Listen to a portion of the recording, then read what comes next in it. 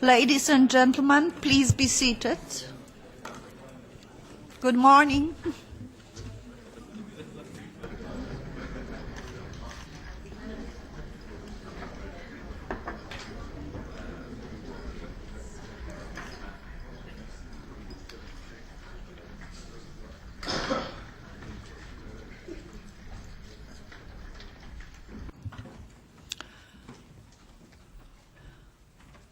Proszę Państwa, zaczynamy posiedzenie. Let us start the sitting of the SEDE subcommittee. Well, I should just like to welcome everybody to the Posłów do Parlamentu Europejskiego, zaproszonych gości, członków zespołów doradczych. And members of advisory teams. In the first place, I would like to welcome our main guest for this morning, for the first panel,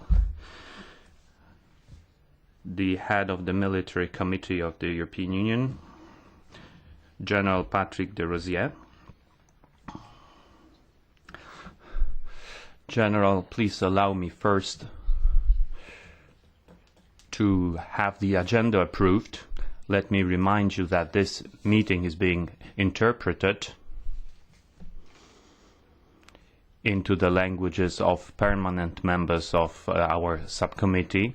These are a priority with respect to linguistical arrangements. Let me also remind you that the meeting is being web streamed.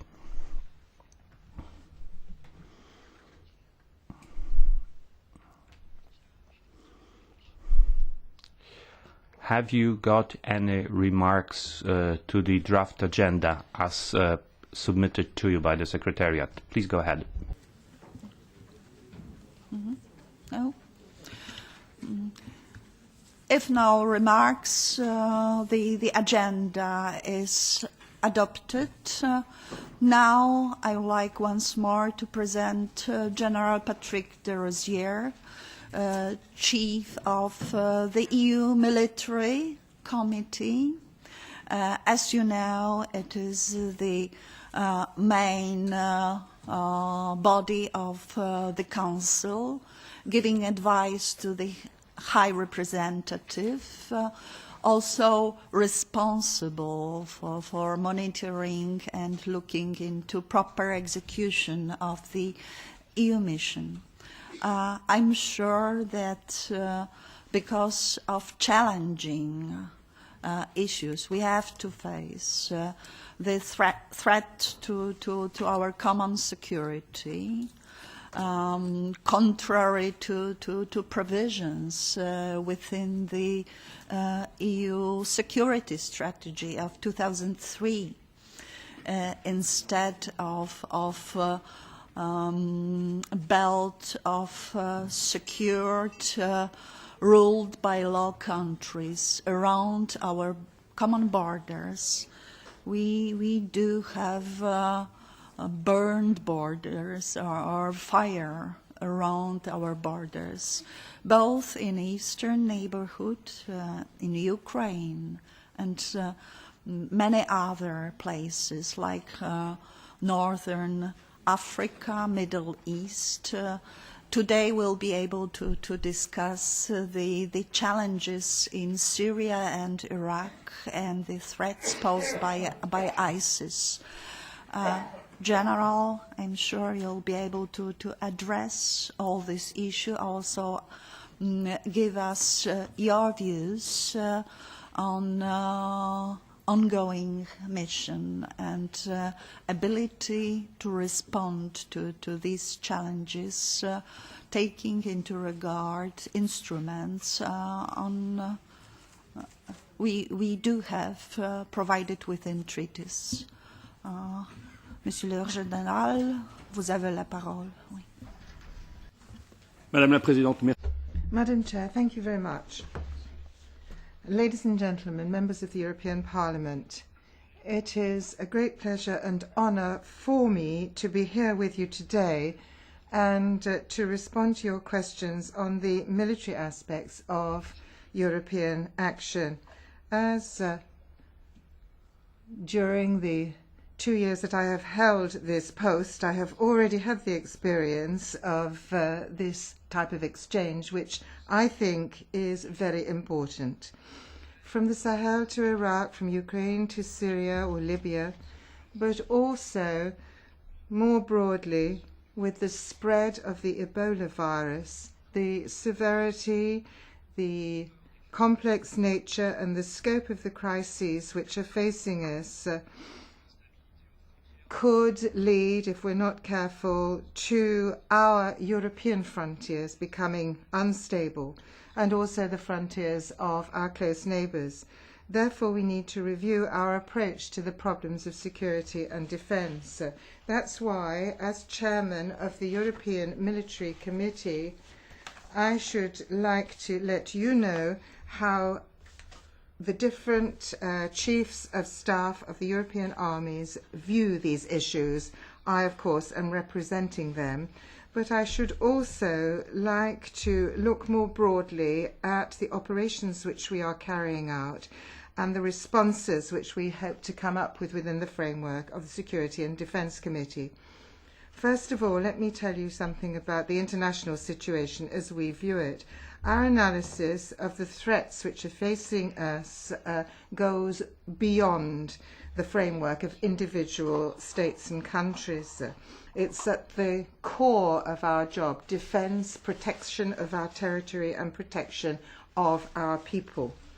So, to some extent, there's a contradiction between our core task, protection of our territory by the forces of individual countries, and this realization that we cannot act effectively alone. This international situation, first of all, concerns Eastern Europe, which overturns the principle of frontiers being intangible and means that we have to review our European solidarity. We are looking here at transnational terrorism, which we know is a threat and which can strike at the very heart of our societies, of our neighbouring countries and of Europeans abroad. This is organised crime, which we see in troubled areas throughout the world, particularly in Africa and stretching right across from the Atlantic to the east. We're talking about piracy, which is a threat that we always have to face because it affects the European strategies, weakening what we do. But also, I should like to remind you that cyberspace is also subject to regular attacks, and we have to develop early warning systems for this. We have to share information, but also, and this is obvious, and this is something which we can do our bit to help towards, we need to respond and make sure that we can stand up to this.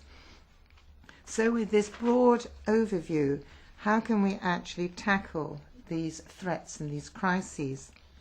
Today, we have to ensure that our responses are effective, innovatory, and able to contribute not just to international stability, but also to the security of the European continent. As you know, within the framework of the PSDC, the European Union does have the means to use military instruments. It can be improved, of course, but day after day, I think that our military instrument is showing itself more effective. This military instrument cannot be used alone. It's only relevant because it is complementary to other activities carried out in the service of the general policy of the European Union and its nations. This concerted approach is crucial. It allows the EU not just to react when crises emerge, but also to anticipate them, to prevent them, and to try and solve them in the long term.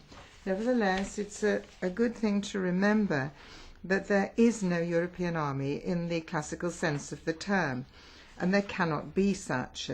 The defence of Europe is something which remains for individual member states who, on an individual basis, have their own defence instruments and who use and implement their own capabilities. And this is why, for collective defence, NATO is responsible. So, Europe, in terms of defence, is not something which we can describe as traditional type of defence. It's a multinational approach. Above all, it concerns solidarity, solidarity which comes into play when we note that there are crises evolving, and, of course, which comes into play when the member states of the Union wish it to do so. Today, strategic isolation has undergone a major change. In order to face a crisis, of course, sometimes we tend to want to act independently, particularly because we want flexibility and we want to be able to react. But today it is important that we complement this with something, that we share political responsibility, that we guarantee our commitment together. And this is very important if we want a long-term commitment. And this complementary approach has to take place in different ways. First of all, bilaterally. For example, when we are looking at the Dutch and Belgian Marines who have integrated their fleets by setting up a duo-national fleet, which is in the Netherlands. We also have to look at different types of interest groups. For example, the Nordefco Forum in Denmark, Finland and Sweden, which together with Iceland and Norway carries out common exercises and also sets up crisis management instruments such as collaborating in terms of arms. Also there's a group, the Visegrad group of Czech Republic, Hungary, Poland and Slovakia, which has decided to come together in terms of cooperation and defence planning. But also, if we cooperate with the international actors, we can make a positive contribution. For example, in the Sahel, we have a permanent dialogue with regional actors on the spot, particularly the information system of the West African Police and the action plan of the Organization of Central African States to combat drugs and criminal activity. And of course, we act with the African Union. Naturally, we work together with NATO, and the involvement of member states within the alliance is beneficial for the European Union. We have common capacities, but it is also true that we share responsibilities, such as we can see in our commitments in Africa, such as that in the Sahel and in the Horn of Africa. The decision taken by heads of state and government at Newport means that we in Europe have got to extend this type of action in the future. We have to make progress in relations between NATO and the European Union. And I shall come back to that. But now let me come on to our operational commitments. Today, as you know, the European Union is carrying out 5 military operations and missions at the same time, something which has not been seen before. 3,000 soldiers from your countries, from the countries of Europe, are currently committed under the European flag, and they're really making a difference on the ground. Thanks to robust remits, they're making a contribution to maintaining peace and international security. These are in fact missions, council missions, which support security reform. But we've also seen other types of missions of mediation in crisis zones. Now let me go through these different theatres of our operation one by one. Central African Republic. As you know, last February, the European Union started the U4RCA military operation. This was a temporary operation to create a secure environment in a crisis area, to protect populations and also to facilitate the delivery of humanitarian aid. making the airport of Bangui secure, for example, protecting it means that we've been able to see deployment in the 3rd and 5th arrondissement of the town. Today we've got 750 soldiers and police working in the U4RCA operation, and they have made a very effective contribution to reducing insecurity. For example, displaced persons, internally displaced persons, have been able to return to the 3rd and 5th arrondissement. Before we arrived, there were 500,000 displaced people. There are still 3. Some Central Africans sought refuge in Chad, but now they've come back to live in their own country again. And this is something which involves everybody. The particular nature of this mission for the first time is that together, side by side, we are seeing police and soldiers. So this is a joint approach, which means that we can work together to do better for the populations. The African patrols are also working regularly with the European police forces, and we've also seen excellent cooperation with the African Union, and for a short time also with MINUSCA, which is going to take over in a few months' time. In this way, we have been able to forge an effective and smooth takeover between our mission, the mission of the United Nations, which is currently looking at a slight extension of the mission. And this could therefore continue until March next year. As I said, discussions are underway and a political decision is expected in the next few weeks. The second theatre of our activity is the famous EU NAVFOR Atalanta to combat piracy. This is a very useful tool. It's the reference point for combating piracy in the area. And since the end of 2008, we have managed to get 950,000 tons of food aid securely to the region. Various external actors have asked us for help: China, Japan, New Zealand, and others. At the moment, we are thinking over the options which we can come up with to continue this type of operation. There are 2 things we have to bear in mind: the necessary vigilance so that we can cope with the unexpected, and the essential work at the moment is collecting in information. Now, coming on to EUFOR Altea, our action in the Balkans. We continue to provide some important support for the authorities of Bosnia and Herzegovina to guarantee a stable situation in their country. The floods in May really hit the economy of the country and weakened the link between the political authorities and the population. During this unstable period, this electoral period, our military have made a very important contribution to maintaining security.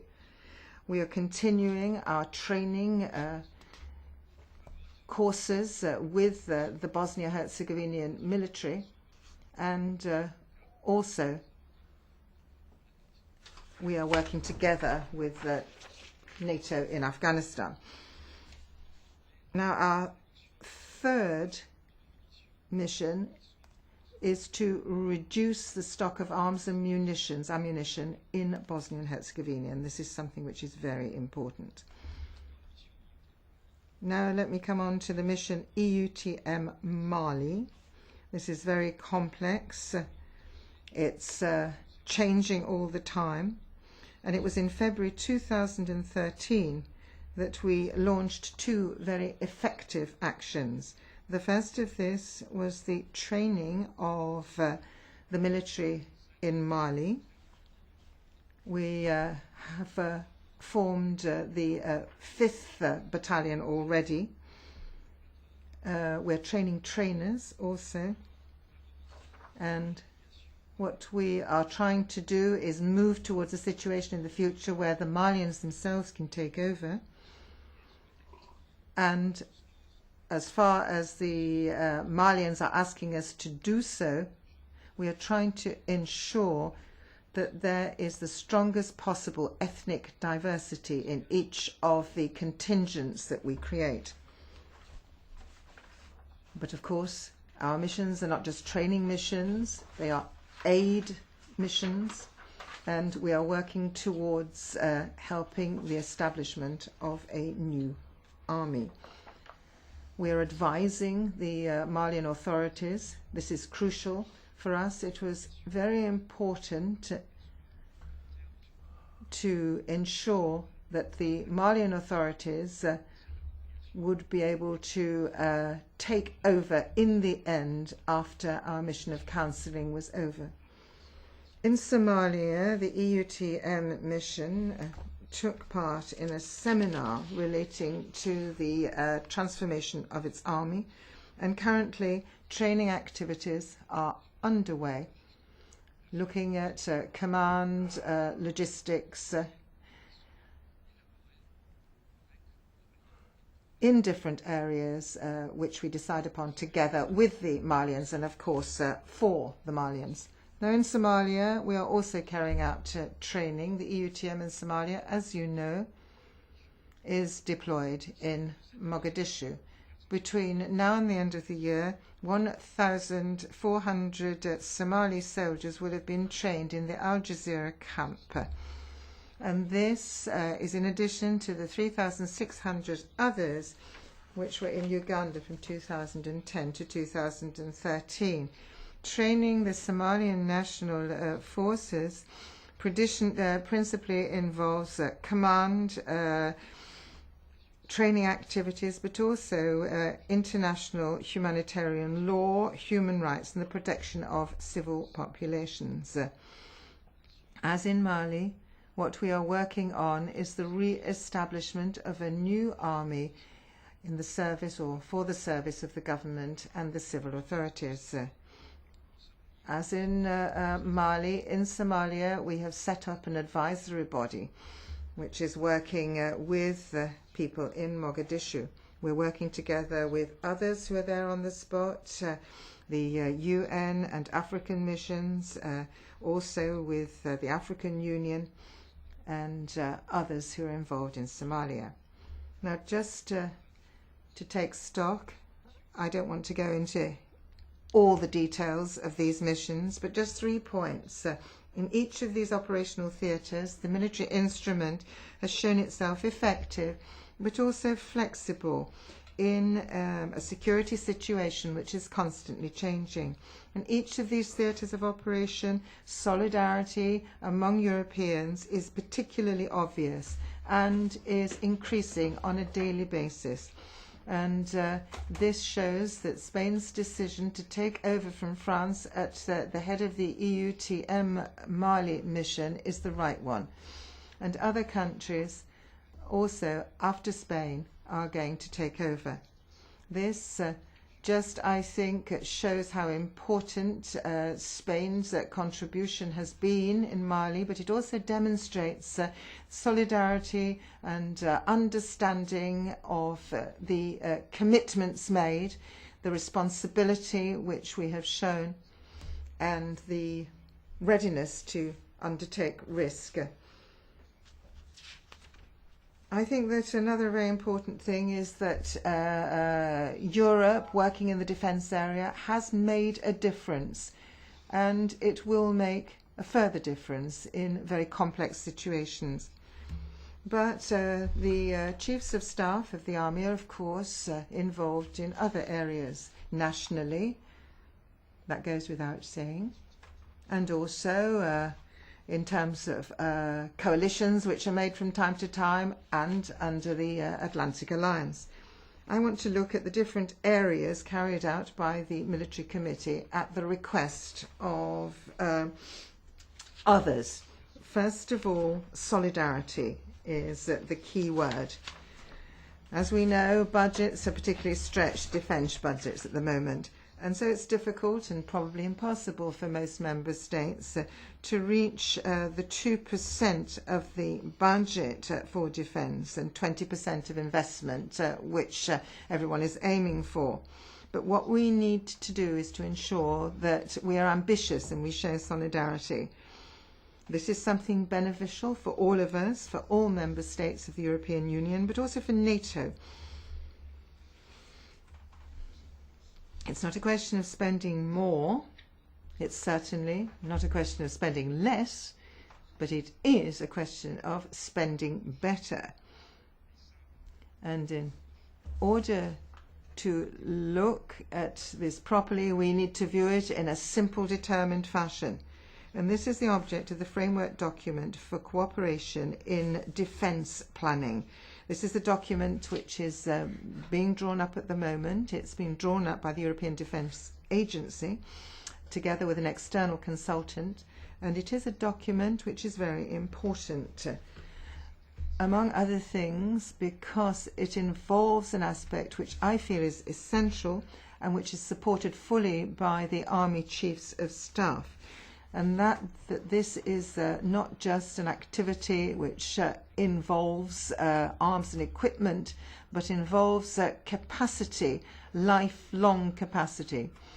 And this allows us to ensure that we will be able to operate together, our different armies will be able to operate together, and we shall be able to draw on the experience and commitment of each individual country in different theatres of war, which in the past has led to differences.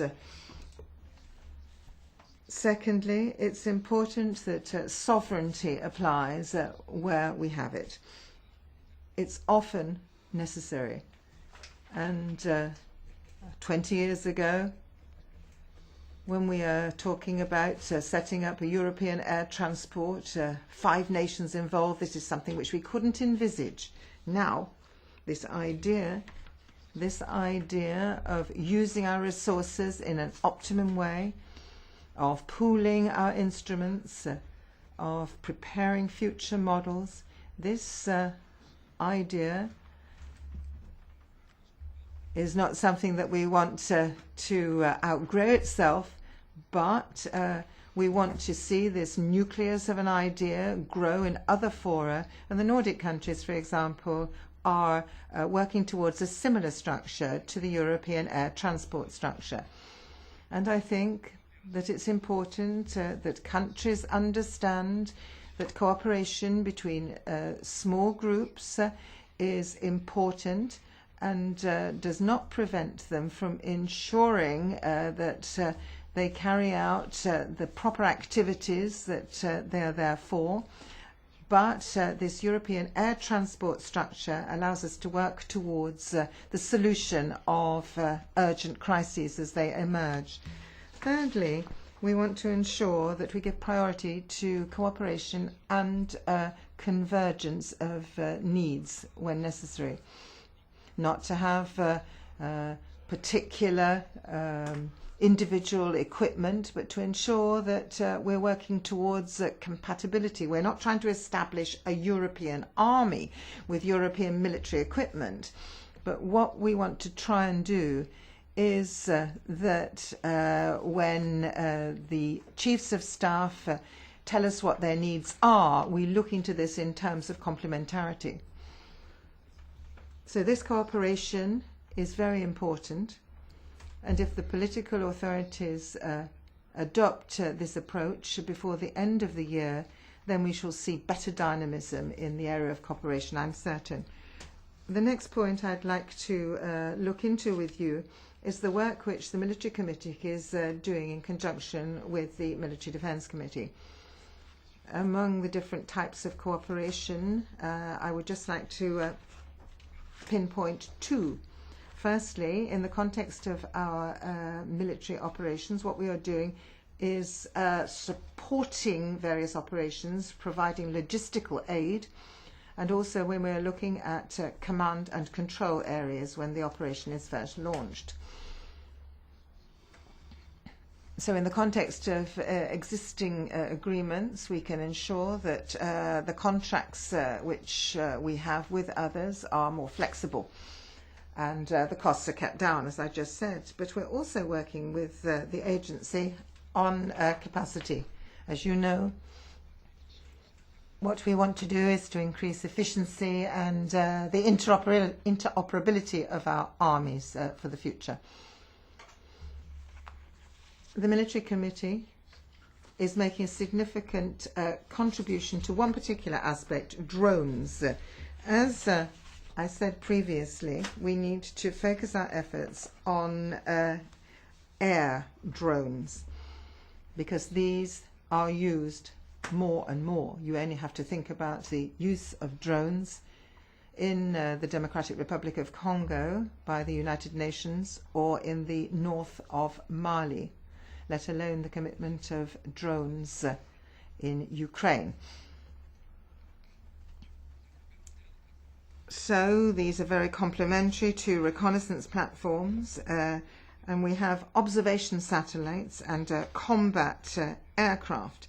And air drones have demonstrated their importance to carry out permanent surveillance of areas in real time, permanent surveillance of theatres of operation and crisis. Italy has established predatory zones so that they can support the collection of information under the UNAVFOR Atalanta operation. And the EDA has asked us to transmit certain feasible scenarios to them where they feel that these could be deployed within the framework of the Security and Defense Committee. Now, what are we looking at in terms of a footprint in the theatre of operation? We're looking at data collected in real time and how we can disseminate it. Now let me come on to partnerships. This is one of the priority areas for my committee, and it's a very strong priority for our partners as well. It's contributed a lot towards our missions and military operations. For example, just to quote one or two, I'm thinking of Georgia, which is assuring the protection of the entire airport of Bangui. I saw this on the ground when I was there a short time ago, and it's remarkable what they're doing on the ground. I'm thinking also of Serbia, which has made a crucial contribution in the area of medical support when the EUTM went to Mogadishu in Somalia. Essential contributors, sometimes indispensable. Our partners have to be integrated more into our planning, and also they have to be integrated more when we are drawing on experience. And we need to ensure that the roles of members and non-members are disseminated properly. Now let's look at our relations, EU-NATO. We have to face a number of challenges, and in order to respond to those, we have to increase cooperation. From the very beginning of the operational design to its end, and we need to strengthen our coherence in terms of capacity. We're working on this, and at the Newport NATO summit we referred to the urgency of making progress. We can only effectively deal with hybrid threats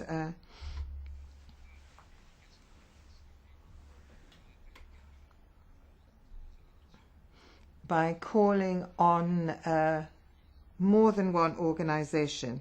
We have to see cooperation in the analytical phase, then in the planning phase, and then, of course, in the response. Now, since the establishment of the European Security and Defence Policy, the EU has shown that it can be a global actor which can make an impact, which can contribute to the process of crisis resolution. What we're seeing today is a new definition of EU strategic tasks. The document, which has to be drawn up between now and 2015, as asked by Council last December, is crucial. Within the international context, this is essential, and I am sure it's going to be a new catalyst for cooperation, and it will result in better solidarity in Europe.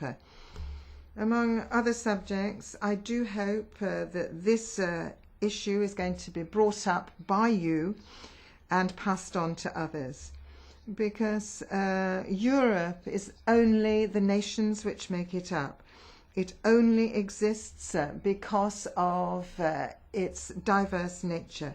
And it's thanks to the political commitment of each and every one of the 28 member states that you represent that this can happen. The different security contexts which we operate in the European security and defence policy, is the best proof of the fact that diplomacy is only possible when it is based on commitment, credible commitment, backed up by a defence instrument which can have an effect and guarantee peace. Ladies and gentlemen, Madam Chairman, these are a few ideas which I just wanted to share with you. Now I start the debate. First of all, allow me to give the floor to the city coordinators. Mr. Galler, EPP Group. Ja, vielen Dank. Thank you very much, Madam Chair. General, thank you so much for your introduction. I would like to express my support, particularly with your first point, when you talked about the diversity of threats, which exceeds the capabilities of individual states. I think that's more and more obvious.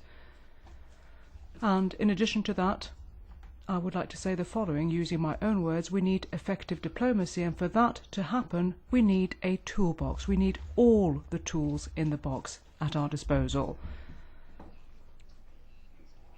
Instruments of a political nature and of a military nature if we want to achieve our goals. And that, ranges from the verbal note to the tanks. The whole range of instruments needs to be at our disposal. A couple of comments and questions, if I may. You said that in the area of defence we're talking about better spending, primarily about better spending. Now, in terms of the percentage figures that we want to achieve in the next period within our member states, we may not be able to achieve that, but we need to agree politically, at least, not to have further cuts, no further cuts in our defence budgets. That needs to be a first premise, because I think introducing cuts would be the wrong signal to send out. We don't want further cuts in our defence spending. The defence budget shouldn't be used as some kind of a buffer for the clearing up of our public finances back home. Also in this connection, you mentioned cooperation in terms of armaments planning. You referred to that, and I was wondering, therefore, is this also in the run-up to preparations for the next summit, the next defence summit? In other words, over the course of the next year or so, is this some kind of homework that we have to take care of? And as far as armaments planning is concerned, if we want to coordinate things better, then I suppose we need to have something ready also for procurement, joint procurement of armaments. Surely that would be an effective way of spending our money. Or it would facilitate that at least. A question on missions now, the missions that we currently have.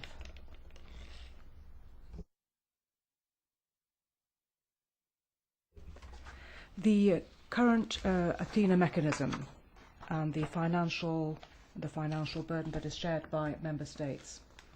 Member states are saying that because of Athena, we're not in a position to take part.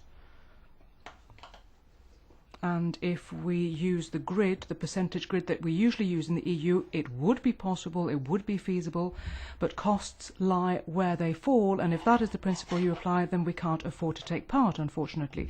Is that also your analysis? And what can we do about this mechanism? Can we change it, perhaps, in order to make it more effective? Then, on Mali, I have a question. You talked about more than 3,000 troops being trained. You have trainers in situ, and you also talked about strategic advice being proffered. Now, I've heard that in Mali, the Prime Minister talked about marching into the northern part of the country with troops in order to create order or re-establish order, but there was a military defeat, it would appear. So what can I conclude from that? Should I conclude that this kind of advice should not have been given? Are we talking about troops that were also trained by us who were affected by this defeat? And then most recently, you talked about the European Air Transport Command. That was one of your final points. What is the current state of play? Are we going to extend that? Are there other states who would like to join this effort? I understand there are 5 currently, but that doesn't seem very much to me. So are there plans for enlargement? Thank you. Mr. Jan Pascu, S&D. Well, thank you very much. It's good to see you once again. And I know that what I'm going to say is not directly, in your responsibility. This belongs more or less to the political decision makers. And you have to implement, and I fully sympathize with your position. But I'll ask it anyway. If everything is so nice and it goes so well with all our operations and all our projects and everything, why are we, at least in the eastern part of the EU, so insecure? Why do we feel so insecure? Because, we have there a situation which is not being addressed by everything which the EU is doing. And at the same time, that looks very fine. But when, I'm looking at that to see whether it responds to my, shall we say, feelings, and therefore, here it's a gap. And as I said, this is not for you in particular, but this is for the decision makers. And secondly, this is more or less of a comment. When there is a very, I would say, diffused threat, which can be shared by everyone rather equally, projects, multilateral projects, can be implemented easier. Because the countries more or less, see that somehow there is a benefit for them. For instance, air transport. Everyone would join in air transport because one way or another they would need, to have their share into this. And it's better to have a common pool of planes rather than individual planes. But when, things change and this diffuse sense of threat gets shape because we have a concrete threat, then, I think that me joining a certain project, common project, would be dependent on the degree in which that project would respond to my concrete threat perception which I have. So I think, that this should also be taken into account with you, but also with EDA, because they have already managing a number of projects, and at least they should be aware that there might be some questioning on the part of the, until then, members very willing to participate. Thank you very much. Thank you, Mr. Pascu. Now, Mr. Jeffrey Van Order, ECR. Thank you very much, Madam Chairman. To answer Johan's point, first of all, Johan? To address your point, one of the reasons you feel so insecure is because, of course, our mind has been taken off NATO. We've had the distraction of CSDP, which European nations think they can play around with these things, and we have not put the effort into revitalising NATO, which should have done. And I would go further. We cannot continue in our countries to prioritise social welfare spending over defence and expect the American taxpayer to pick up the bill for our security. The fact is we need to do a better job in persuading public opinion about the need for strong defence and strong security and for our armed forces. And I'm afraid in all of our countries there's a gap in public understanding, often for reasons that we understand. But I mean, that's my immediate response to that. But if I may address the General, as you know, and we've talked many times before in this committee, regrettably perhaps, I mean, I don't think your position or indeed your EU military committee should exist. I think this is a complete duplication. It's a pale imitation of NATO, set up for political reasons, which I fully understand, but which I don't agree with. And your staff have to find a lot of time to look around for opportunities to create missions around the world that the EU can manage. And the fact is that everything that you describe is precisely what is being done in NATO. For example, you talk about defence planning. Well, as you know full well, there has been a NATO defence planning process since the alliance began. And as you will know now, there is a defence capabilities package to address shortfalls among alliance allies. That is being addressed in NATO. So why does the EU have to start a sort of complementary defence planning process? You talk about partnerships as if somehow or other the EU takes some credit for this. There have been these partnerships in NATO ever since I can remember, whether it was the German-Belgian Corps, whether it was the UK-Netherlands amphibious force, which go back a very long time, and of course now the latest NATO concept of framework nations building on various force packages from different countries. This isn't something that's anything to do with the EU whatsoever. If we want real complementarity from the EU, then the EU should stop playing soldiers and it should focus on those things where it might genuinely add value. And we're talking about on the civil side, on the humanitarian side, possibly on the diplomatic side, and other civil crisis management instruments. These are the ways in which possibly the EU, if it really wanted to be helpful and was not just trying to create itself as some sort of state called Europe and develop some sort of fictional global role, if it really wanted to be complementary, it would focus on these things. But I realise, these aren't perhaps questions so much for you because you have a job to do, and I'm sure you do it extremely well. And your political masters have given you this job, and you've got to do your best. It's what we say of trying to make a silk purse out of a sow's ear. I don't know if that translates, but it's a British expression. One particular point that I would like to ask you, and it was sort of touched on by colleagues, these training missions that we've had. Michael Gala mentioned what happened in Mali, but also in Somalia. I mean, the fact is, I'm sure all this human rights and gender awareness and all this sort of stuff is jolly useful.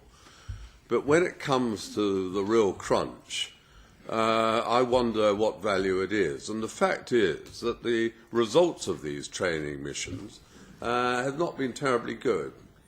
When there's contact with the enemy, we've seen these forces have disintegrated. It happened in Somalia, and it's happened also in Mali. So I'm just wondering what conclusions you've drawn about the effectiveness of EU training missions. Thank you.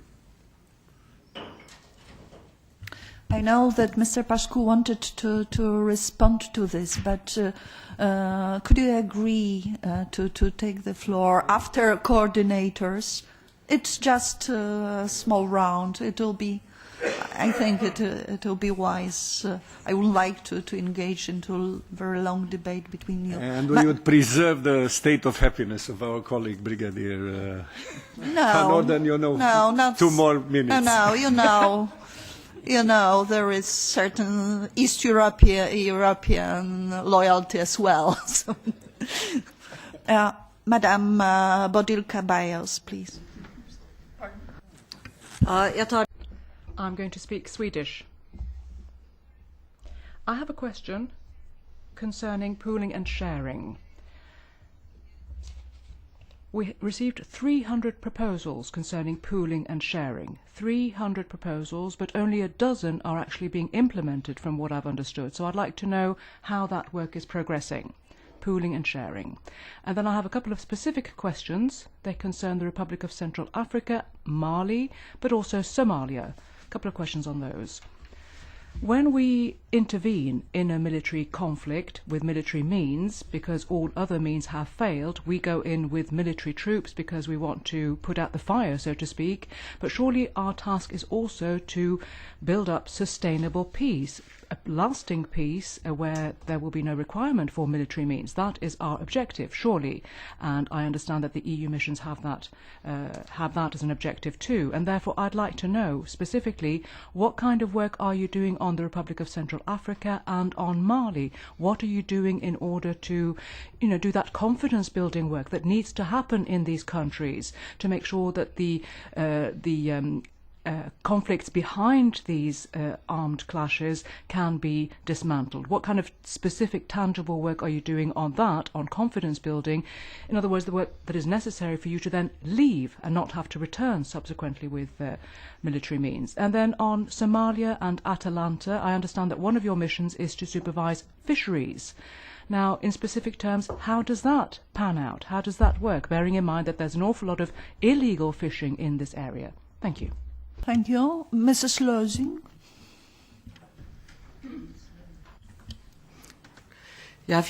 Thank you very much. Thank you, Madam Chair. If I may, I would like to take this opportunity to ask you to please abide by the rules of Parliament. Would you be so kind as to listen? Are you listening to me?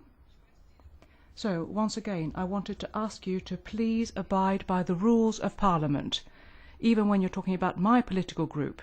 It applies to us as well. It's been a bit tricky in the past. It's proven a bit difficult to apply those rules, so please could I urge you to do that. I'm doing that as an official request. 2 questions regarding 2 different areas. First of all, Atalanta. Earlier on, sir, you were speaking about the sort of positive state of play right now, the fact that we have actually a lot of vessels involved in the rescue effort there. So my specific question, what about attacks on ships that are there in order to provide aid? How many were there before the implementation of the Atalanta mission? How many attacks were there prior to that?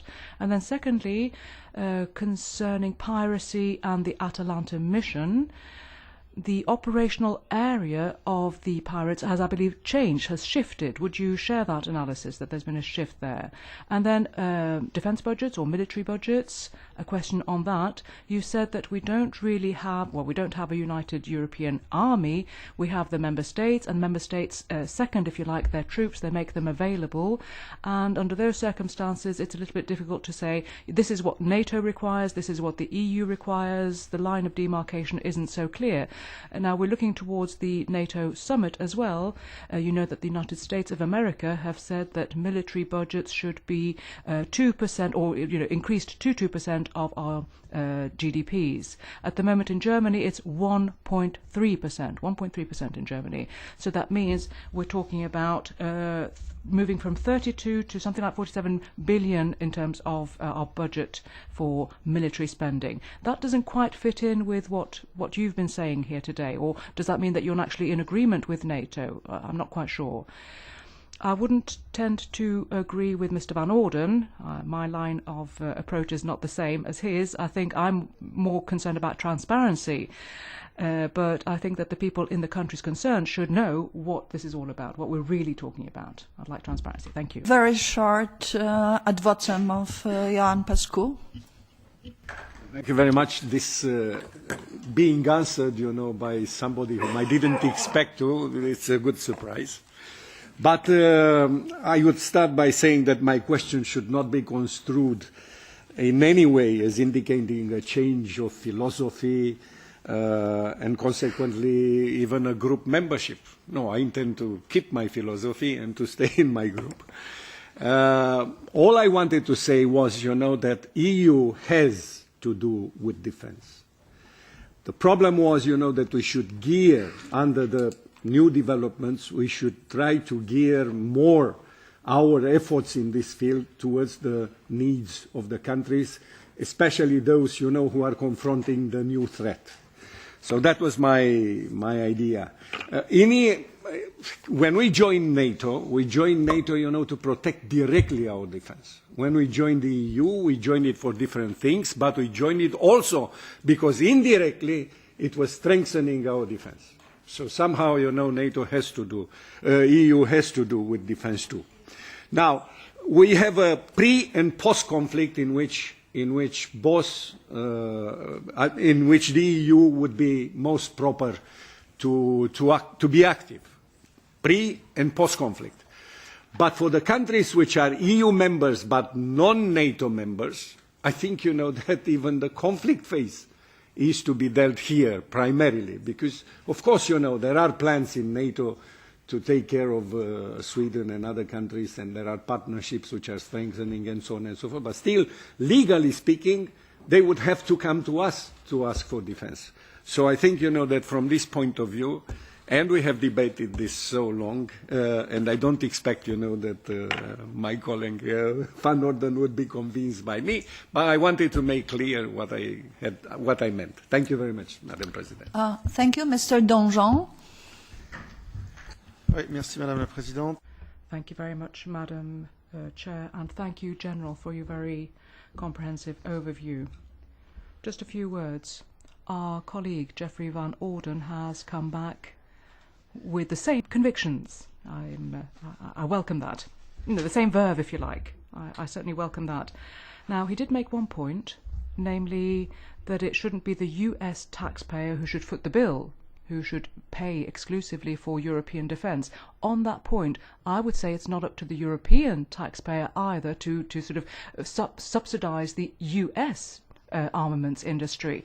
I think we need to, of course, as Europeans, make an effort when we're talking about Europe. As for the US, they play a very important role in NATO. Nobody's questioning that. But sometimes we undermine our own case. We weaken ourselves on these industrial issues, which are very important indeed. And we're talking about European taxpayers footing that particular bill. General, sir, if I may, I would like to share your optimism. You gave us a rather positive analysis of the role that could be played by the EU. I'd like to agree with it. I would say that we're at a juncture where, and I don't know whether this is some kind of contradiction, but it seems to me at least that there is a genuine tension between the instruments that are in our hands, that we have been granted in the area of defence and in the area of military activities, and then on the other hand, what we're supposed to use those means for, a tension between those two. The instruments that we have been given for some 15 years now, and incidentally that should make us quite indulgent really, because 15 years isn't much, it's not a long time frame overall. We have so-called crisis management tools in our hands. That's what we have. Now in practice we're talking primarily about instruments for the post-crisis situation, the EUTMs, which are training missions which come in after the crisis or possibly at the same time in parallel to the crisis. The Bosnia Altea was the very, very, very, very tail end of the crisis, if you like. So apart from the Atalanta mission, with that exception, and possibly also the Central African Republic mission, apart from those two exceptions, I would say that the EU instruments are not deployed in hot crisis moments, not at the heat at the height of the conflict. In other words, the instruments are limited institutionally and also from the point of view of doctrine. Now, the problem is that today, the situation that we have in our neighbouring environment, they are real crises, real wars, and real genuine conflicts, and we need to come up with real tangible answers. Look at Ukraine, look at Iraq, look at Syria, look at Libya to some extent, to a lesser extent. These are genuine conflicts. And what we find today is that the EU instruments do not allow us to respond to these crises, not in a military capacity, not with the range that we have to deploy. And really all we can do is come in afterwards. We need the political resolutions. These need to be adopted first, and then we come in. And there is therefore a timeline, which means that all of our operations, all of our missions are not so much superfluous, I wouldn't say that, because as you said quite rightly, sir, they're being deployed very professionally by real experts. Jeffrey and myself, we went to EUTM Somalia, we know what's happening there, we took note of the fact that it's professionals doing an excellent job, they're doing their work really well. But notwithstanding that, the EU response is not up to the mark, not up to the challenges that we're actually facing. And we can't be, because in terms of doctrine, we are limited, we are constrained, if you like. If you take the list of missions, I have some doubts about many of them, I have to confess. For instance, the mission in Bosnia-Herzegovina, you know my opinion on that, you've known it for quite some time, it's completely useless, pointless. Bosnia-Herzegovina is a political problem, it's an institutional problem, and it's an intra-community problem. It has nothing to do with a military order keeping. Then UNR4, Atalanta, which is the, if you like, the flagship mission and which has real added value. Now that mission is actually now on the decrease. Fewer countries are taking part, ever fewer countries are taking part. The ones who led it to begin with are now retracting, withdrawing from it. I don't think we can hide behind Atalanta much longer when talking about the added value of Europe in the military field. And then the EUTM operations, my colleagues have already addressed that point. They are useful, they're well rolled out, but nevertheless, results I think will be in the futures, in the distant future. And here I would agree with Mikael Gahler, who raised a question earlier on, who had a couple of questions, in fact, on the way in which we strategically are channeling what's actually happening on the ground, on the field. Now, I've made a couple of comments. Let me move on to a question, if I may. As far as what's happening right now in Iraq and also in Syria, you have a number of European countries which are individually involved in these efforts. The military committee that you chair, sir, has it had any meetings at all on this particular subject? Do you think you might come up with some kind of collective answer to the situation? Is that in the pipeline? Are you doing any planning for European operations? Is that on the cards? Some member states, and quite important member states, have intervened with training, with supplies, for instance, in Iraqi Kurdistan, and therefore I'd like to ask you, have you planned some kind of European operation, a more collective effort vis-à-vis our Kurdish Iraqi forces over there, the forces that they have over there? So that's my question to you, sir. Thank you. Thank you, Mr. Danjean. Mr. Nart.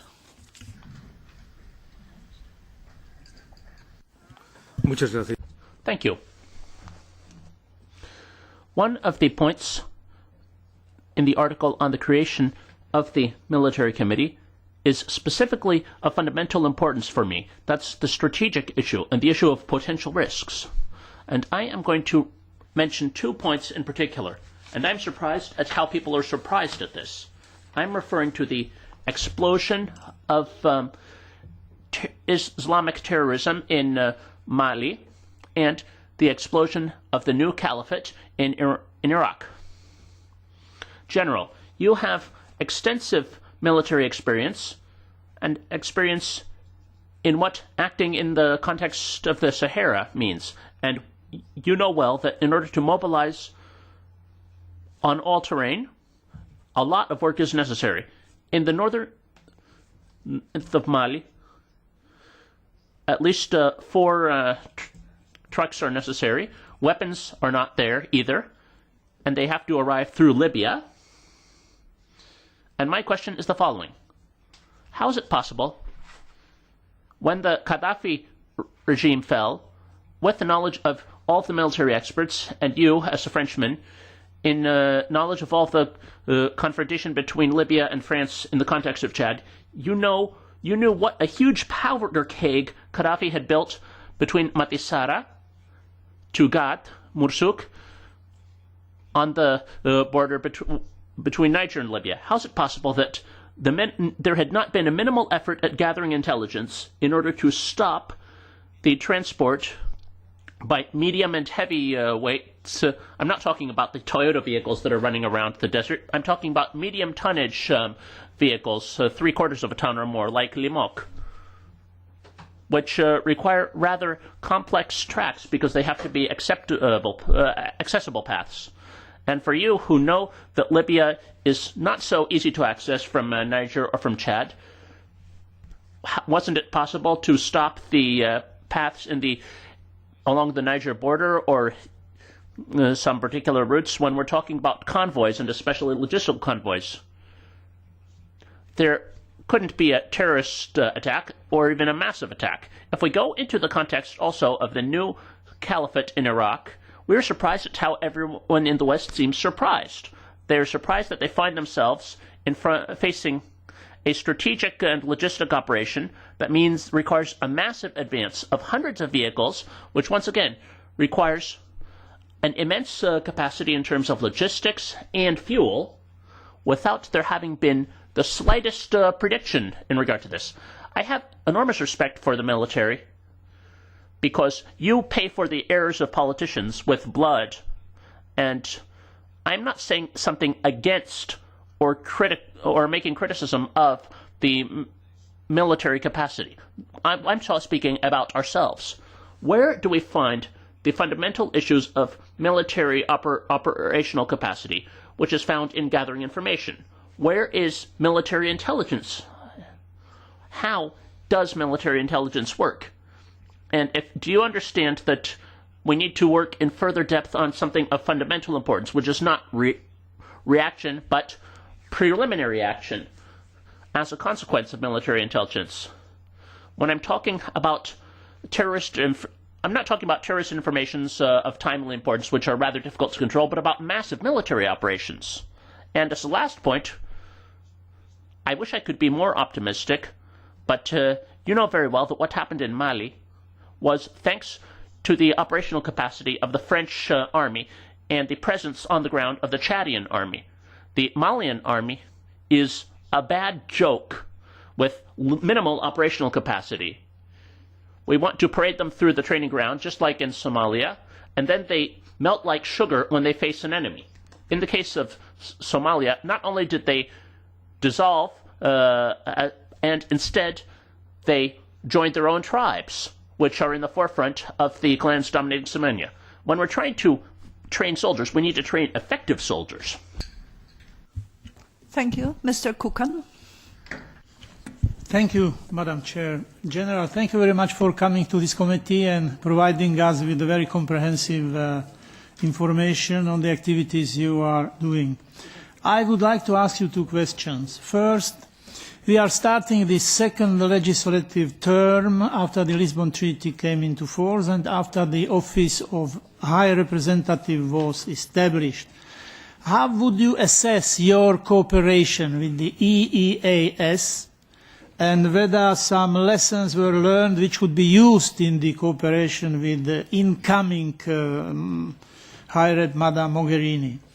And the second one, I would be interested to hear your answer, because in one of your speeches earlier this year, I think it was in June, you mentioned slightly different view compared to what Arnaud Danjean said. You said that you would be worried about unplugging military action, that's a quote, in Bosnia and Herzegovina, and that you would convince the member states to keep their presence there. So your explanation also vis-à-vis the question of my colleague. Thank you. Thank you. Mrs. Ayala. Sí, gracias. Yes, thank you, Madam Chair.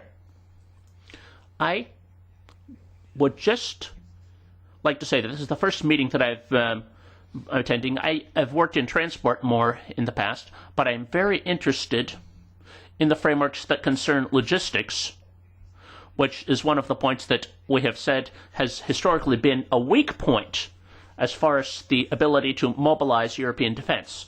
I wish to ask about your opinion of how we can help from the point of view of European legislators to help improve and possibly prevent problems that may arise with the use of drones, for example, which I think requires an exponential growth in terms of their the interest that there is in them and the way that they're used. Are there some problems, some contexts in which they could be used for prevention? Secondly, I wish to ask you, all of this issue of training that you mentioned in the context of Mali, although I also understand Mr. Nart's point of view, as far as the refounding of an army, this sort of know-how that you are accumulating, not just about the Malian army, but also about the situations where you basically have to refound an army from scratch. To what extent does the committee that you are in charge of, how are you managing to store that capacity? What use can be made of it in the future?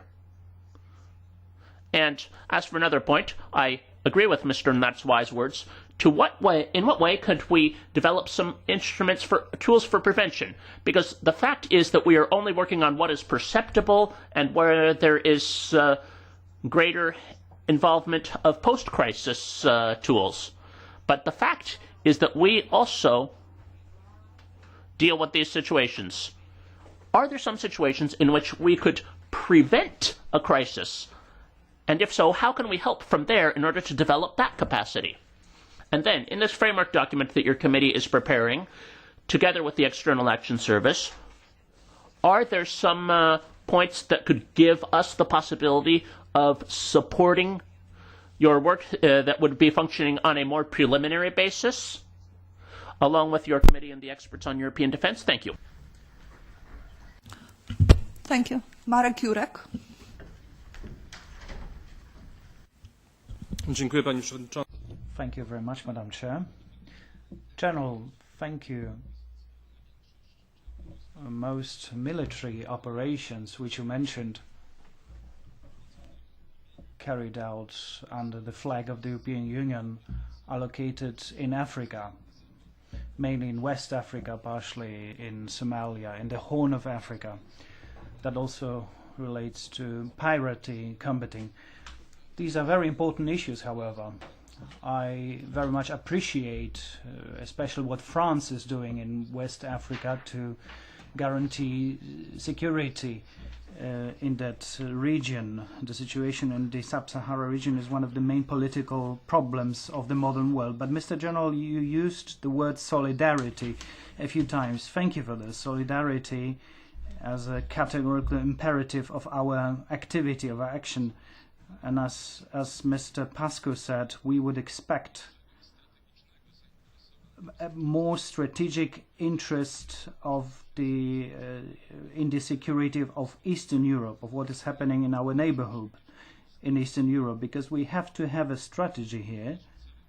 Our goal needs to be preserving the changes which happened after the disintegration of the Soviet Union. It has to be a strategic goal. We cannot build a free society with one election.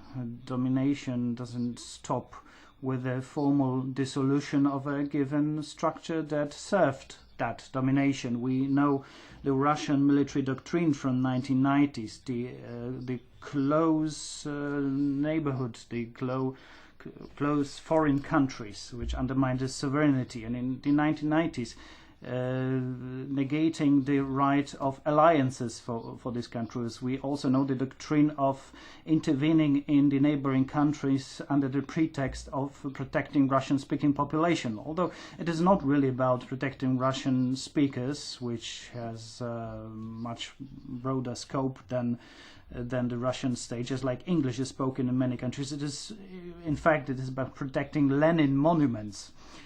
But we have to be active here, and my question is, what can the European Union do for to support our safety, our security? I have a more optimistic view of the European Union capabilities. Of course, it should not copy the activities of the NATO. What's more, I think the cooperation is not the right word. A symbiosis or task sharing is much better, because most our member states are also members of the NATO, and it's symbiosis. These are two structures which supplement each other, of course, with all due respect to our neutral member states.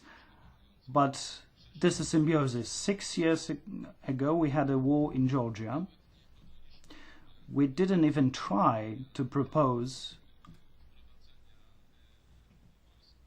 introducing some military forces to regions of Georgia which were annexed by Russia under the flag of the European Union, and such proposal could give us some diplomatic advantage. So we should be creative in thinking what we can do, and we should not disturb. And here I would like to mention two issues. Solidarity excludes supporting those who is a threat to us. Of course, France has interest in Western Africa. We have interest in Ukraine. These are strategic objectives. So this, preserving the changes that came about after the disintegration of the Soviet Union. But the first thing we need to do is not to provide arms to the aggressive party. That means no EU country should sell weaponry to Russia, a country which is aggressive in its activities towards some of the even EU countries such as Estonia. The case of the arrest of an Estonian citizen on Estonian territory. This is an aggressive act. So what can we do strategically? We should think about lost opportunities in the recent years. For instance, at the moment of the Russian invasion of Georgia. Thank you very much. Thank you very much, Mr. Schaffhausen, then myself, and the list is closed.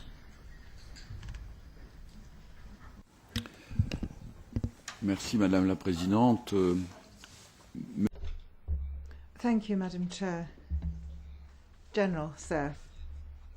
There are just a couple of points on which I must say I agree with you, and that is that there is a European defence which is justified by the fact that the defence interests of Europe, particularly continental Europe, are obviously not the same as the interests of the NATO alliance. Secondly, European defence and progress being made in that direction is fully justified.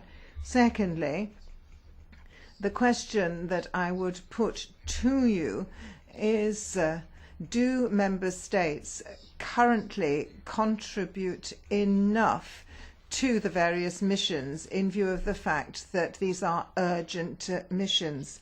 Do you think that we have enough resources available in order to meet with the objectives we have set ourselves for security and defence? Thank you. Obydwoje z Markiem Jurkiem. Both Marek Jurek and myself are people of the Polish Solidarity movement, and hence we firmly believe that it is necessary to confirm the strategic choice that was made to support the countries who are fighting for their sovereignty and independence, that they regained independence and want to keep it after the fall of the Soviet Union.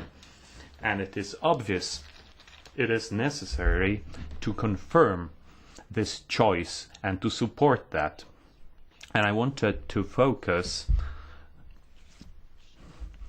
on three specific issues.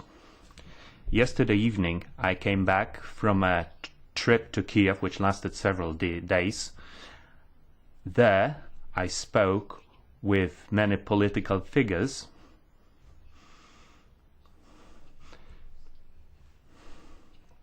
and actually none of those active in Ukrainian politics, never mind if it's the government people or the opposition, they were all pointing out that it is necessary to provide support to the Ukraine by supplying, and there it depends on the people you talk to, so unlethal weapons, non-offensive weapons, offensive weapons, or non-offensive but weapons nonetheless. And I am sure that the opinion was being expressed with reference to the issue that was already referred to by Mr. Jurek, and that is that for many years now there's been a cooperation in the defense industry between the countries of the European Union, some countries of the European Union on the one hand, and the Russian Federation. And in the light of what is now happening in Ukraine, where also the armistice is being breached by the Russian aggressor, it is very important for the Ukrainians, and it requires consideration from our side. I would like to hear a reflection from the General on this subject. Now, my next question relates to Bosnia and Herzegovina. Are you of the opinion, General, that the Dayton Agreement could be applied further in order to enliven the political process and to support the development of democracy in the country? I would like to hear your opinion about the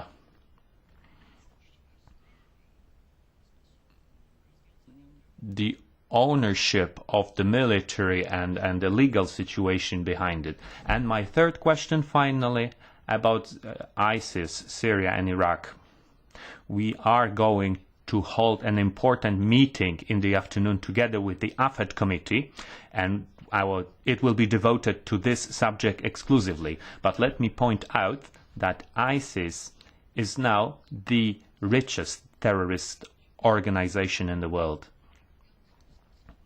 So when we talk about preventing the expansion of ISIS, we must also bear in mind this issue and assess the toolbox we have at our disposal, which are at the disposal of the Western world, in order to counteract ISIS. Because it might be the case, given the current crisis, it might be another factor which makes ISIS attractive for European youth. Thank you very much.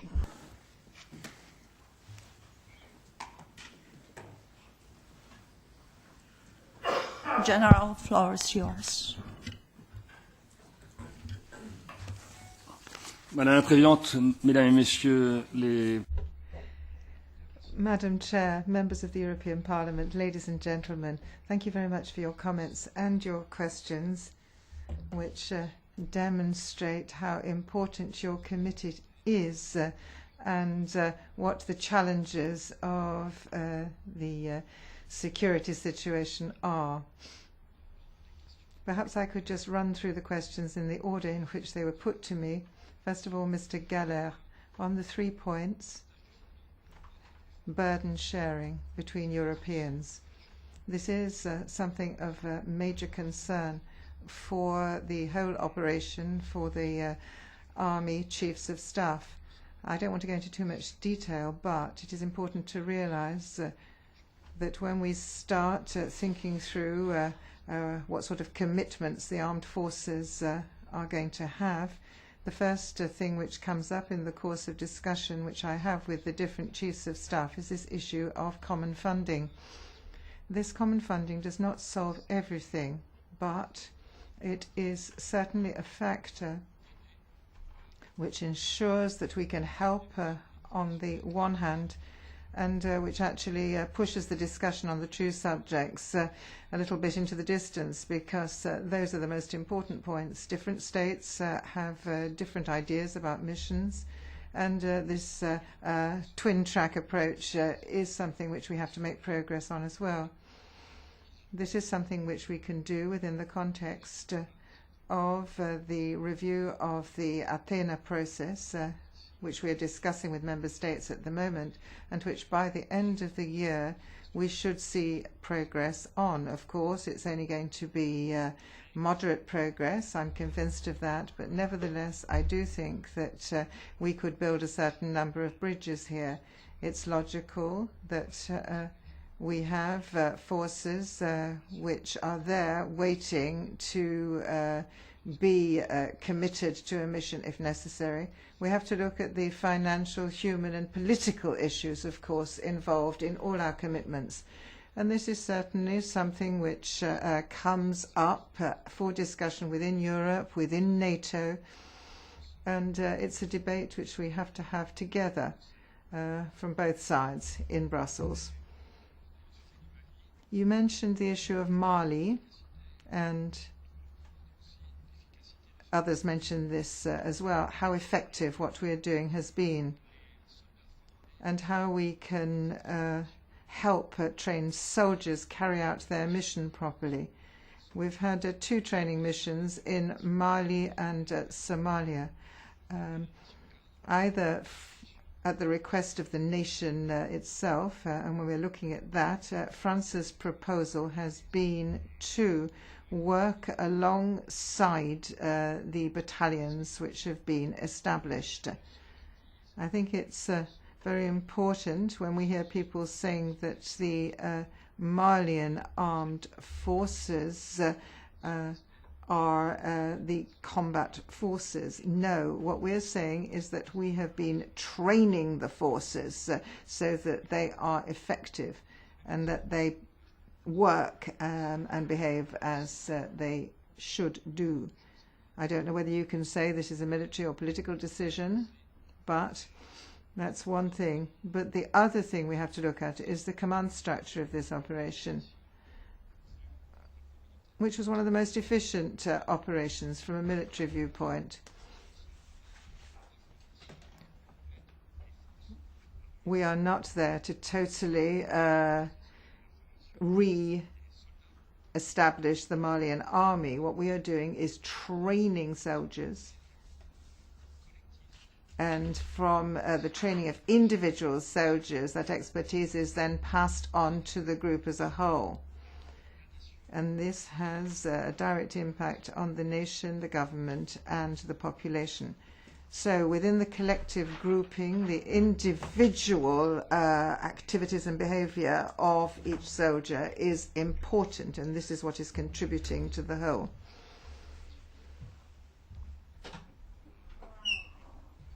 In the area of advice, not just in the initial phase, but also in the phase of the command structure, which comes in later. And this is a very important challenge subsequent to the first stage of our operations. Let us not forget that in the north, the United Nations are quite widely involved with a certain number of contingents, some of them European, and they have carried out remarkable actions in the context of establishing more stability in that area, and we are closely cooperating with them. Somalia, as well as the soldiers that we are training or have trained. This is an area in which we have continued to make progress.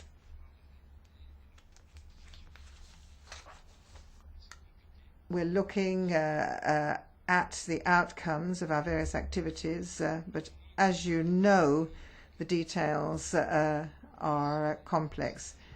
Now, combat air transport, well, this is logical. Looking at this in a similar vein, it's logical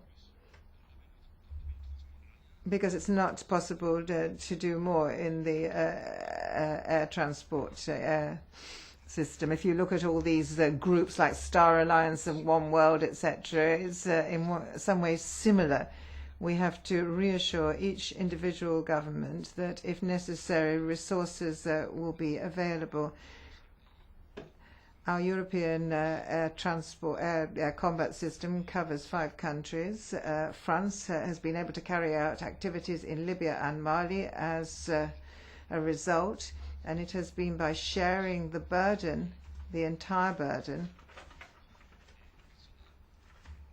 that we've been able to ensure that the logistics sector is covered, that the personnel have been able to move as they will. So all has taken part in this activity.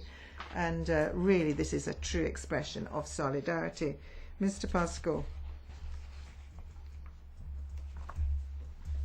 you raised the issue of Europe, the European Union, and what we can do to reassure the countries east of Europe. In the case of the treaty, it's clear all 28 countries of the European Union have expressed their solidarity, and this is much more than Article 5. We have outlined our commitment. Of course, it's NATO which actually is really working on the ground, but there are areas in which we have to make progress, and one of these is the solidarity clause.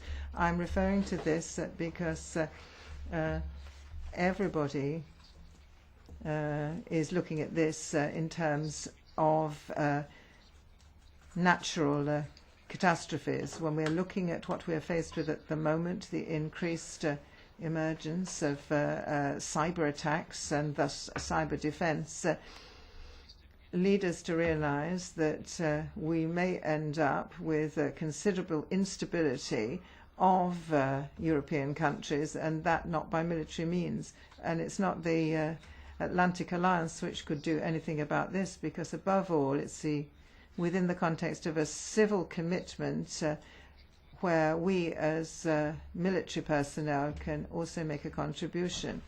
So what we are doing at the moment is thinking through the ways and means that we can use, if necessary, and how we can express this European solidarity, therefore, if we find that there is a non-military, non-symmetrical threat, a threat that I do think exists. Mr. Van Houten. Always nice to see what you say, but may I? Why this debate? We are not in competition. EU and NATO is not in competition, in any means. Quand je vais voir les chefs d'état-major des... When I go to see the army's chiefs of staff and the military staff on the ground, they refer back to their national base. I don't know a single French, UK, Spanish, French or Irish soldier who has an EU badge.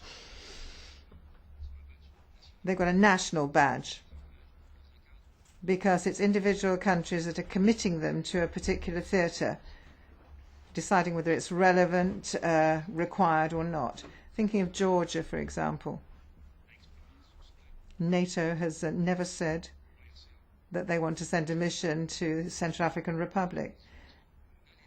NATO has never had the tools, instruments to do what Atalanta is doing. Everyone is committing themselves to SHIELD at the moment. But it's not action on the high seas which is important. What is important is continuity, what is done on the ground, what is done together with member states, what is done to make sure that the pirates are taken to court, that justice is shown. And it's everybody playing their part. Ebola. We've been very active in the context of making communities aware of what's going on. All the chiefs of staff of our individual armies have been involved here. Why? Because those who are working in the field of humanitarian aid, the EU has been very active in this area, and it's not a security mission that's going to be carried out for Ebola, but we can provide backup, very useful backup. And just to sum up on this, the European Common Security Policy is carrying out complex actions. We, as a military, when we commit ourselves, are not doing something easy. We are just one actor of many. We are part and parcel of something much broader, and that's where the virtue of it all lies. Mr. Caro, on pooling and sharing. One of the problems in this context is that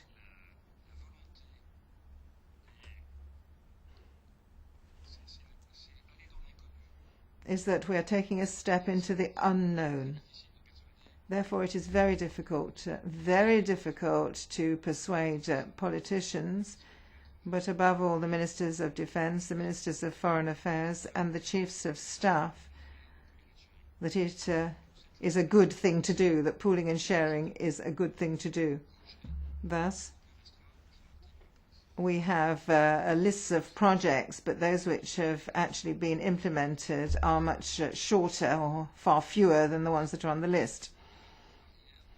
Because we do find that barriers are set up here and we have to somehow get round them.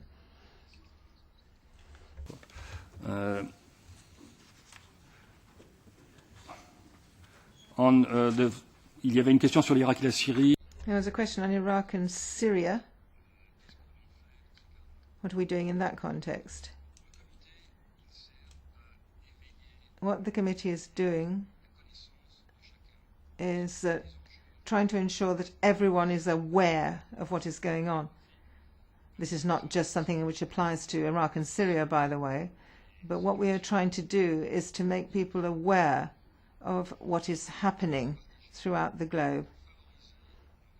So in order to allow some kind of commitment there, my committee regularly takes stock of the situation so that we can pass on information to capitals, to the ministers of defense, so that when later on there is a political debate, any commitment which it's made can be made on the basis of good knowledge of what is happening on the ground.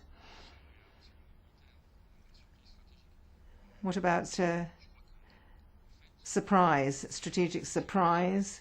Well, that always exists. What is important is that the contributions provided by all member states to our services are crucial. And then afterwards, we need to look into how we can and should commit ourselves. And just let me wind up on a generic question. What can we do in terms of prevention? Well, the European External Action Service is in the process of establishing an aid instrument so that we can act in the area of prevention. And this is an instrument which is based on the think tank's work which has been carried out by delegations, among them that of the Parlement, which is based on the geographical expertise of all the different bodies here in Europe, on the IT services, the information services, so that we can get a broad knowledge of what's happening everywhere in the world and thus be proactive. Thank you. General, thank you very much indeed for your presence today, for your comprehensive presentation, and this debate is closed. Just 1 minute break, and we'll welcome our next panel and important guests. Thank you. Thank you very much. Thank you.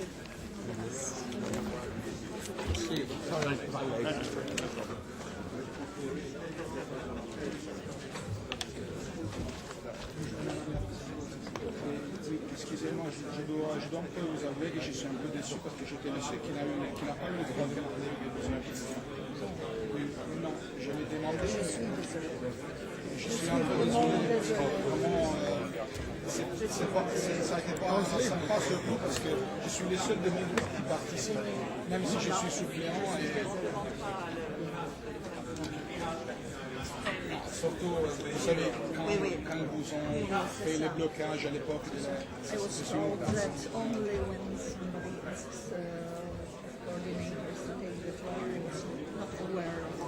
No, because here in that committee, the principal members Yeah, are not participating, and in fact, I'm the real coordinator in the sense they don't do anything at all. Can't you just put it officially that I can't. I'm supplant. Okay. Because I asked for that committee. Okay. I understand now. Okay. We'll see to it. Okay. Thank you very much. Yeah. Yes. Madam?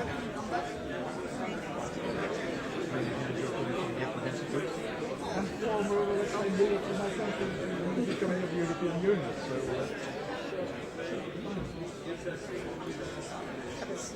I have my seat over there. Yes, please. So I presume I will be speaking in third order?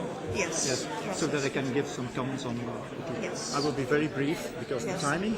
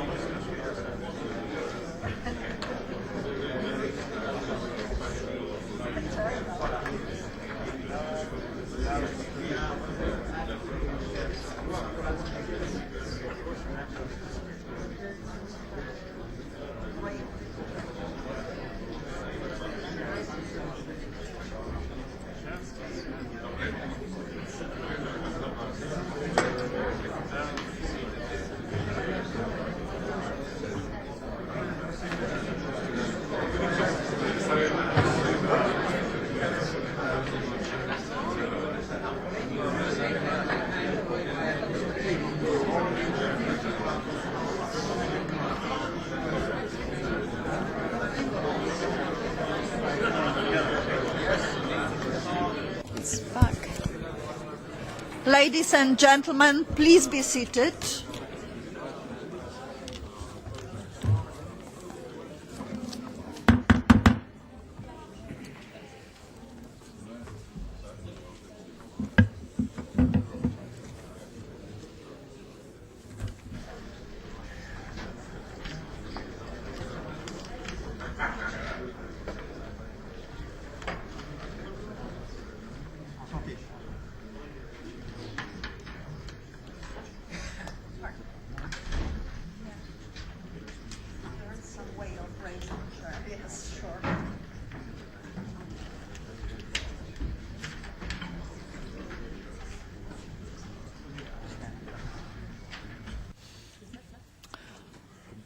Allow me to start the next point of our agenda, which is the presentation of views concerning the EU territorial reassurance measure and this as adequate mechanism to respond to existing challenges. Allow me to present our panelists to this point. Mr. Timo Kostner, he is the Director in Defense Policy and Capabilities Directorate of NATO. Second is Mr. Petro Mavro Michaelis of the EAS Situation Room. And then Mr. Joe Coulmont, the Assistant Fellow of Egmont Institute. Gentlemen, the floor is yours. Mr. Kostner, start this presentation. Thank you very much, Madam Chair. Good morning. I would like to take the opportunity to inform this committee on the decisions that NATO has made at its recent summit in Wales on our collective defence and some other aspects. It's a pleasure to be here with you today. The European Parliament and national parliaments play a key role in strengthening European security and defence efforts and harnessing public support. And in order to allow you to do so, a continuous and frank dialogue between the various actors is essential. A number of important decisions of direct relevance to European security were taken at the NATO summit held in Wales earlier this month. And as we pursue the implementation of these decisions, we will continue to look at the European Union as a unique and essential partner. The Wales summit took place in a changed world, and we now face a substantially altered European security landscape. Through the decisions taken by NATO leaders, the alliance has demonstrated its willingness and its ability to respond to the new security realities. And allies will ensure that the alliance remains ready, able and willing to defend all allies against any threat. And in view of the focus of our exchange this morning, I will concentrate my intervention on the key deliverable from the summit, what we call the Readiness Action Plan, or also known as the RAP. Now, the RAP describes NATO's response to the challenges posed by Russia, including its hybrid warfare model, which have resulted from the crisis in Ukraine.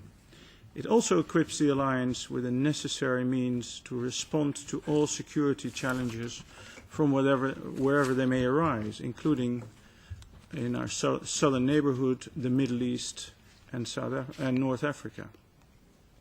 The RAP represents the biggest change in NATO's posture since the end of the Cold War.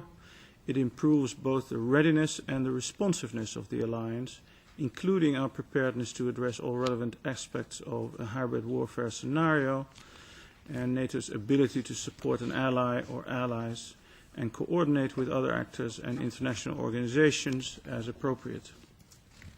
So to this end, the plan includes measures that address the continuing need for assurance of allies and measures that address the adaptation of the alliance military strategic posture. So first, the assurance measures. Assurance measures include the immediate actions already taken by the alliance that include continuous presence in the air, on land and at sea in the eastern part of the alliance on a rotational basis and with contributions from all allies. Through these measures, NATO has already sent a clear message that is fully in line with our international commitments. Visible assurance measures will continue for as long as necessary and provide the baseline for assurance and deterrence. They are completely flexible and scalable in order to be responsive to the changing security situation. As for adaptation measures include components required to ensure that the alliance can fully address the security challenges it might face. In this regard, the plan strengthens NATO's collective defense as well as its crisis management ability. And these measures provide NATO with the ability to better balance efforts across its three essential core tasks: collective defense, crisis management, and cooperative security. The RAP will support NATO's efforts to rebalance its strategic military posture in three broad ways. First, through enhanced responsiveness, building on the NATO response force. Second, through improvements in NATO's ability to reinforce allies. And third, through enhancements to the robustness of command and control. So let me briefly comment on each of these three areas. Responsiveness first. Responsiveness is built on expeditious political decision-making and a military posture that includes having the right forces at the right place, at the right time, to be able to respond in a timely, appropriate and credible manner. In order to enhance responsiveness relative to the evolving security situation, in Wales it was decided that the alliance will take the necessary actions to establish a very high readiness joint task force, the so-called VJTF, or a spearhead force as part of the NATO response force. The VJTF will be a new allied joint force that will include several thousand land troops and be able to deploy at very short notice within a matter of days. It will respond to challenges that arise, particularly at the periphery of NATO's territory. And to be able to enable this force to travel quickly and strike hard, we will also establish an appropriate command and control presence and some in-place force enablers on the territories of Eastern allies. This will be in place at all times, with contributions from allies on a rotational basis, focusing on planning and exercising collective defense scenarios. Also facilitating the VJTF travel quickly and strike hard objective, and to enhance NATO's ability to rapidly and effectively reinforce allies with follow-on forces, will require the preparation of infrastructure, pre-positioning of equipment and supplies, and designation of specific bases. Multinationality of the VJTF is viewed as a very important aspect of its design and will provide a visual demonstration of unity and solidarity. Turning to reinforcement. NATO's ability to reinforce requires allied forces to maintain the adequate readiness and coherence needed to conduct NATO's full range of missions, including deterring aggression against NATO allies and demonstrating preparedness to defend NATO territory. An example of this is our efforts to enhance NATO's standing naval forces within the context of the implementation of the Alliance Maritime Strategy, also agreed at the summit. Our standing naval forces will broaden their functional capability to support maritime situational awareness and conduct the full spectrum of conventional maritime operations. And this will complement the development of the EU's maritime security strategy. But it is more than just capabilities and forces. Reinforcement requires operations plans that describe where and how specific forces from the broad and powerful NATO force structure will be positioned and used for contingencies or anticipated actions. In this regard, reviewing, reworking, and in some cases developing new contingency and standing defense plans is an important component of the RAP. Finally, reinforcement also required enhanced intelligence and strategic awareness, and that the NATO command structure remains robust, agile, and able to undertake all elements of effective command and control for simultaneous challenges. So where do we stand on the implementation on the Readiness Action Plan? Yeah. I'm almost done. Where do we stand on the NATO's am I speaking too fast? Or too slow? Oh, okay. So NATO's assurance measures have been in place for quite some time now. They are now considered a baseline component to NATO's military strategic posture and will be adjusted in either scope or scale if and when required. There are also a number of complementary measures. The US, for example, has established a 1 billion European reassurance initiative. Expeditious implementation of these efforts are now underway for all the adaptation measures, including aspects related to hybrid warfare and the Russian model of it. In summary, the Readiness Action Plan is meant to defend NATO countries. It provides the necessary measures to be taken by the alliance to respond to the change and broad security environment in and near Europe. Thank you very much. Thank you, Mr. Kostner. Now, Mr. Petro Mavromichaelis, the head of the EEAS Situation Room, the excellently situated person to tell us about the EU role and possible plans to reinvigorate the territorial reassurance. Thank you very much, Madam President. My role as head of the EU Situation Room is actually quite limited. My service, my division, is the point of contact within the EAS for an important innovation under the Lisbon Treaty, which is the Solidarity Clause, and this is what I intend to introduce to you here today. The Solidarity Clause is an important innovation of the latest revision of the Treaty for European Union, Article 222, which provides that the EU and its member states must act jointly in a spirit of solidarity if a member state is the object of a terrorist attack or the victim of a natural or man-made disaster. That same article, in its third paragraph, establishes that the Commission and the High Representative must put forward a joint proposal upon which the Council must decide how the EU is to implement the Solidarity Clause. This was done, and after a number of months of discussions and debates, the Council duly adopted on 24th of June 2014 a decision on the arrangements for the implementation by the Union of the Solidarity Clause, which is what I am presenting to you today. The main elements of the mechanism as approved by the Council are the following. First and foremost, invoking the Solidarity Clause is a prerogative, an exclusive prerogative of the member state affected by the terrorist attack or the natural or man-made disaster.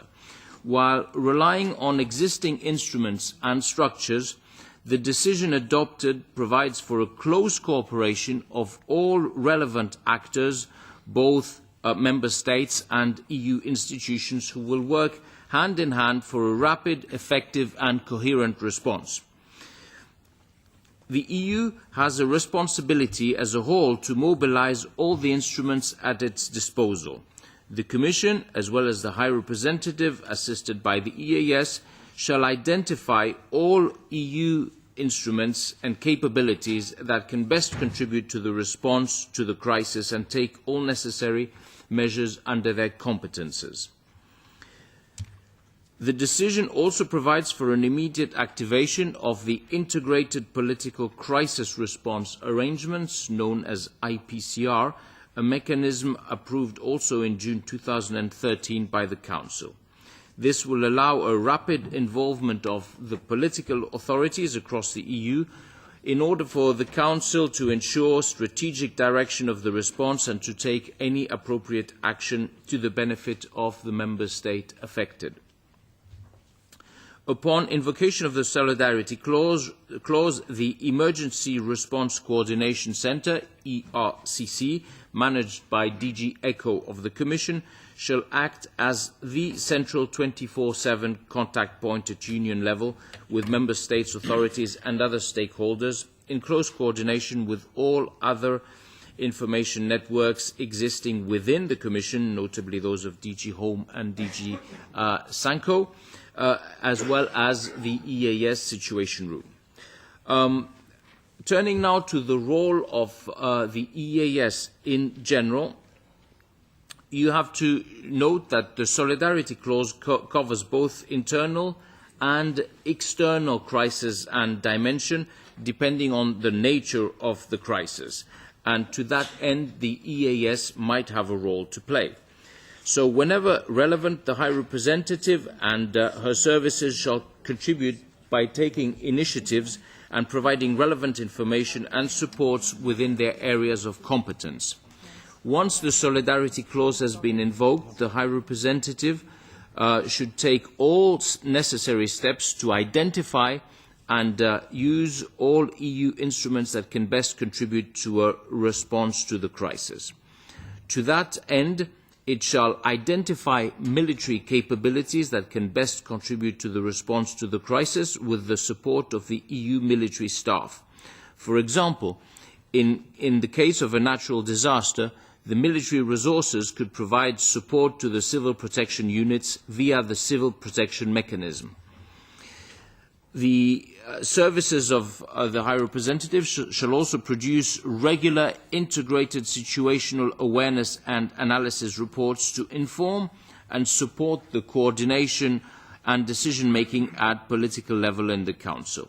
The EAS would be ready to provide the intelligence support gathered via INSEN, in the case of a terrorist attack, for instance, as well as open source information based on situational report as regularly received from various sources and coordinated by the EU Situation Room. The High Representative has an initiative right, a right of initiative to submit proposals and to request military capabilities going beyond the existing arrangements on solidarity protection, but this, of course, would be based on normal CSDP procedures and legal basis. You should note, and this is an important point, that the solidarity clause mechanism has no defence implications. This is not a defence policy, a military instrument. It is mainly civilian, knowing that, as I said, in certain civilian crises, such as natural disasters, military assets are also used, but this does not make it a military or a defence operation for that. In case where a response would require CFSP or CSDP action, the Council then would take an appropriate decision in accordance with relevant treaty provisions. And, of course, unanimity would be required for such decision-making procedures. Thank you very much for your attention. Thank you, Mr. Mavromichalis. Mr. Joe Coulmont. Thank you. Thank you very much, Madam Chair. It's always an honour for me to be invited here and to address this Parliament and in particular this Commission dealing with defence issues, dealing also with the state of European defence as such, and dealing with the relationship between CSDP and NATO. I think that as a European citizen and also as a military, I can certainly appreciate your works. Now, turning to the Wales Summit. What are the lessons we, Europeans, can draw from this particular meeting? I would like to examine this meeting in between two other important meetings. The December European Union Council meeting on defence and the upcoming one, where we will return to all of the taskings our heads and state have identified, have given to our European mechanism, to our European institutions and agencies. And in this perspective, how can we now evaluate Wales? Well, at first, the agenda was highly influenced, if not dictated by events, dear boy, events. And it was more than one event. It was certainly not a bureaucratic procedure that established the agenda. And this is probably why, in Wales, we can easily detect 5 elements, almost 5 characteristics. And I will come to that. The first one is Russia was not invited. But Russia was clearly the elephant in the room. Secondly, not in the room, but in the corridor, in the hallway, all over, there was another animal called ISIS. And according to most of the observers, about 60% of the political attention went into the direction